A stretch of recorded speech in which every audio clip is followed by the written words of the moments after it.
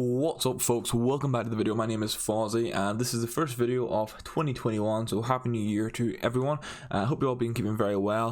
The world is still a crazy place. Today we're going to be continuing the Monday custom tactics series. Today we're going to be looking at the 4-3-2-1, one of my favorite formations actually. Again, I've said at the start of all the videos, I'm trying to cut these videos down. I know some people just want quick and clear tactics. What I'm thinking is, after I get this uni exam stress out of the way, is Mondays we'll have just quick fire custom tactics, and maybe midweek we'll have an in-depth look at that tactics video, so they sort of pair together and you can see what is working. So here is the 4-3-2-1. This video actually came about, I was testing the 4-3-3 tactics to show you guys, and I prefer narrow formations, so I was like, hey, you know what, we'll try this for the 4-3-2-1 again, and it worked absolute wonders for breaking the likes of drop back and all that lovely stuff. So balanced defensive with 5 width, 5 depth. I used to play 4 depth. I know stepping up to 5 is a crazy change. I do like playing 6 on formations that have defensive mids, but 4-3-2-1, you'll see it in the actual setup. There's a bit of a gap between your defenders, so slightly higher depth reduces the gap between the centre mids and the defenders, and it also means counter attacks are going to get you out regardless of what formation you play, unless you're a drop back player. So you just sort of prepare to have a couple of 3 balls here and there and 5 width, because obviously we have it doesn't really matter too much for the defensive, but we use 5 width as well on the offense. That's because there's a left forward and right forward rather than wingers, so you don't want them to be hugging too tight to the striker. We play long ball on the offensive. You can bounce between balanced or long ball on this, to be honest guys. It's fully up to you. I prefer a long ball for this. You'll see in the tactics why, I'll sort of explain why.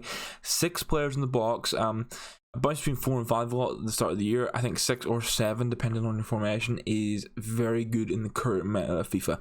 This basically means, although I have some players on stay back or like attacking fullbacks maybe, I am guaranteed to have people just ready to get into the box for me while still keeping a defensive shape. And corners and free kicks are 2 and 2. Maybe I'll try upping these to 3, see what happens, but 2 to 2 is just kind of like a comfort zone on FIFA in those tactics. So that's how the team lines up. It's a pretty standard how you'd expect it to look. And you can see there where I was saying sort of gap between, because Khedira's position isn't actually a CDM, it's a centre mid role. So let's dive into the instructions real quick. Donnarumma is on balanced. I forgot to change this. I played the entire weekend with him on comfort crosses and sweeper keeper, so that's going back on. That is, I think every video I've made so far I was saying I was considering trying it. Comfort cross is definitely good, and Donnarumma has that trait anyway, so that's sweet. Sweeper keeper I was worried about because 3 balls are a thing this year. He doesn't come running like too crazy, so it's not too bad. I've actually found it's much more useful, because maybe there's the times where I want to pull, because when you manually pull a keeper out, there can be sometimes a bit of like a delay in like the reaction for it, but whenever he's built in like set the sweeper keeper, like it doesn't have that like little tiny transition period, so he can maybe get that to the extra 1 or 2 balls a game.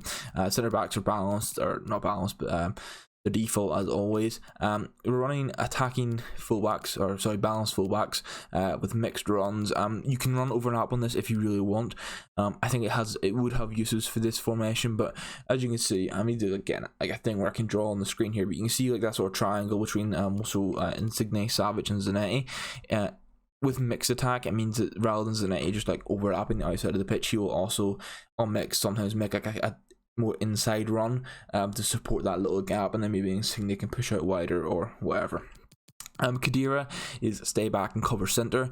Obviously with being a centre mid role and not a CDM role, you lose some of the defensive stats. So previously on the 4-3-3, the normal 4-3-3s, I had been testing man mark on him after seeing it in other custom tactics, but stay back and cover centre works perfect here, and it's the same on Milinkovic Savage. He's also stay back and cover centre, and I know Khedira also has aggressive interceptions on, just was trying that, and he wins the ball back a lot. That flashback Khedira is a beast. I would say between these 2 players, you'd ideally only want one of them in your team. So for example, I'm trying to think that there's a level 15 objective card in storyline called Duncan. He's a Serie A centre mid. He will replace one of these 2 for me in this system because he is absolutely rapid with great dribbling. Having these 2 is a little bit clunk fast, but it doesn't bother me because I like both the players. Mkhitaryan here is on get forward and get into the box for cross. This is very useful in this formation. Obviously you've got 2 centre mids that are acting more defensively, you have your fullbacks pushing up, and then you have this one guaranteed centre attack or centre mid that's going to act as a cam basically, and is just going to bombard the box. My left forward and my right forward are both in get in behind and stay forward, and I run Martinez or my striker on fully balanced. So obviously I've sort of touched on the Khedira and the Milinkovic-Savic kind of side of things. I think you would want a more agile and faster centre mid in there, probably for Milinkovic-Savic's role. To be honest, I think I would use Duncan. When I get Duncan, I'll probably take Khedira out and have Duncan over Khedira and have Milinkovic-Savic in there because he's 4-4. But overall, this formation works wonders for like just beating the drop back and like those people that just play like 1 depth, 2 depth. So I was saying I was testing some 4-3-3 formations and they just didn't quite click for me. 4-3-2-1, however, was beautiful. I used this formation last year in Team of the Season, and I used it at the start of this year. Whenever there was like this sort of crossing meta and like fast build up and everything was insanely good. What I'm thinking is I might run this upcoming weekend for the full weekend and just force myself to stick with it to see what we can do, because based on the Rivals games I tested in there, Division 1 around 2000 skill rating, it did bit. It's genuinely a very good formation. You just have to be prepared for counter attacks, obviously, because you don't have a centre defensive mid. It's a centre mid on stay back you're relying on, and with being unbalanced, your fullbacks will push up, so there will be times where it's just Goossens and Manolas and maybe a centre mid chasing back. But if someone's playing drop back and maybe has 2 or 3 players forward, you can most of the time deal with it. But that is the video for today. As I said, I'm going to try and do these custom tactics a bit more quick fire with more in-depth videos down the line, because I know like with me starting FIFA, even me looking at some different custom tactics videos, you basically want to get the information and get out. So we went from having these videos be like 15 minutes long to just over 10 minutes, and we're trying to get them into like that 5 to like 8 minute mark just for quick fire stuff for you, and then we will do gameplay breakdowns in the future. But that is everything for today, guys. If you did enjoy the video, please do leave a like rating. It's greatly appreciated, and just lets me know that you are enjoying this content. I mean, based on the views that the custom tactics videos get for the size of my channel, people obviously like them, but just those like ratings are a bit of reinforcement for me, you know, boost the ego. And if you're new to the channel, please do hit the subscribe button and join me on the content journey. We're just at 50 subs. Not going to celebrate it too much as a milestone, but I really appreciate every subscriber as we continue to grow.